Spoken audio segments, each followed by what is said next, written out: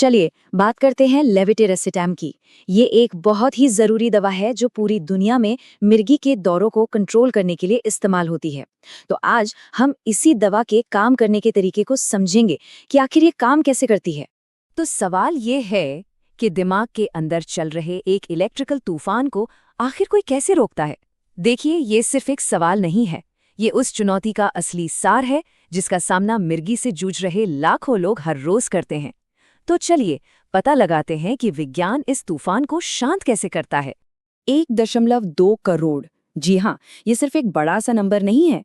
ये साल 2022 में सिर्फ अमेरिका की आउट पेशेंट फार्मेसी से दिए गए लेविटिरसिटैम के प्रिस्क्रिप्शंस की अनुमानित संख्या है। इससे साफ पता चलता है कि ये दवा असल में कितनी जरूरी बन चुकी है। ठीक है, तो इससे पहले कि हम दवा के काम करने के तरीके को समझें, हमें सबसे पहले उस समस्या को समझना होगा जिससे ये दवा निपटती है। मतलब दिमाग के अंदर के उस इलेक्ट्रिकल तूफान को समझना होगा जिसे हम मिर्गी और दौरे कहते हैं। तो आसान शब्दों में कहें तो दिमाग के जो न्यूरॉन्स होते हैं यानी कि कोशिकाएं, वो कभी-कभी एक साथ बहुत ज्यादा सिग्नल भेजने लगती हैं। ये एक तरह का इलेक्ट्रिकल ओवरलोड होता है और यही चीज दौरे का कारण बनती है। लेविटिरसिटैम जैसी दवाओं का मकसद ही इसी तूफान को शांत करना है। और बस इसी काम के लिए लेविटिरसिटैम सामने आता है। मिर्गी के इलाज के लिए ये एक मॉडर्न और काफी असरदार विकल्प है। और देखिए, ये दवा किसी एक ही तरह के दौरे के लिए नहीं है। FDA ने इसे बड़ों और बच्चों दोनों में कई अलग-अलग तरह के दौरों को कंट्रोल करने के लिए मंजूरी दी है। जैसे कि पार्शियल ऑनसेट दौरे, जो दिमाग के एक हिस्से में शुरू होते हैं। फिर है मायोक्लोनिक दौरे, जिनकी वजह से मांसपेशियों में अचानक झटके लगते हैं। और प्राइमरी जनरलाइज्ड टॉनिक क्लॉनिक दौरे भी, जो पूरे दिमाग पर असर डालते हैं। इस दवा का सफ़र भी काफ़ी दिलचस्प रहा है।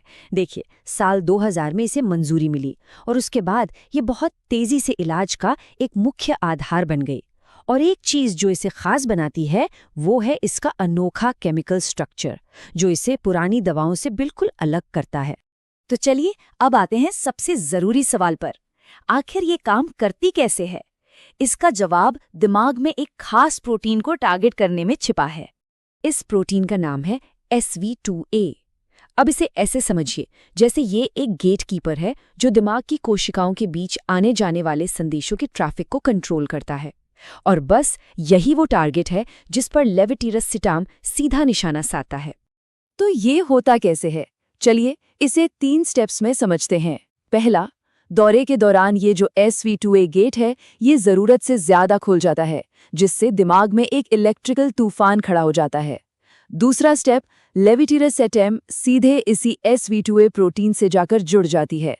और तीसरा, ये जुड़ाव उस फालतू के मैसेज फ्लो को कंट्रोल करता है। ये कुछ ऐसा है जैसे दिमाग के वॉल्यूम नॉब को कम कर देना। उसे पूरी तरह बंद नहीं करना, सिर्फ कम करना, ताकि नॉर्मल कामकाज पर कोई असर न पड़े। लेकिन हाँ, विज्ञान में ईमानदारी बहुत ज़रूरी है। और जैसा कि यूरोपियन मेडिसिन्स एजेंसी का भी कहना है, लेविटिरसिटैम के काम करने का तरीका अभी भी पूरी तरह से समझा नहीं गया है। मतलब SV2A से इसका जुड़ना ही मुख्य तरीका माना जाता है, लेकिन रिसर्च अभी भी चल रही है। तो ये तो हो गई मॉलिक्यूलर लेवल की बात, लेकिन असल दुनिया में मरीजों पर इसका क्या असर होता है?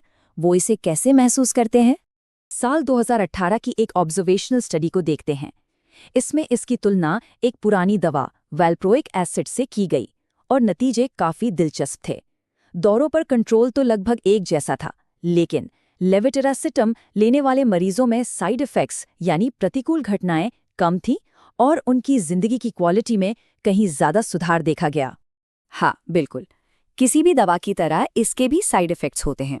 जो सबसे आम हैं उनमें शामिल हैं उनींदापन, मूड में बदलाव और सिरदर्द।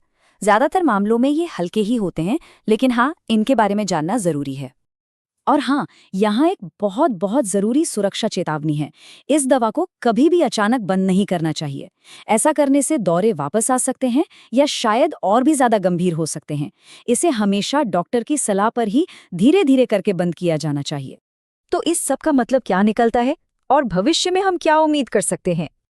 देखिए, सबसे बड़ी बात यह है कि SV2A प्रोटीन को टारगेट करने की इसकी अनोखी क्षमता ने इसे बहुत सारे मरीजों के लिए एक जबरदस्त विकल्प बना दिया है। ये इस बात का सबूत है कि दिमाग के काम करने के तरीके की गहरी समझ कैसे बेहतर इलाज की तरफ ले जा सकती है। और ये हमें एक बहुत ही दिलचस्प सवाल पर लाकर छोड़ता है। अगर हम दौरों की आवाज़ को इतनी सटीकता से कम कर सकते हैं, तो ज़रा सोचिए न्यूरोसाइंस के भविष्य में और क्या-क्या संभव हो सकता है। कौन सी दूसरी न्यूरोलॉजिकल परेशानियां हैं जिन्हें एक दिन इसी तरह ठीक किया जा सकेगा? ये एक ऐसा सवाल है जो आने वाले सालों में कई नई खोजों को जन्म देगा।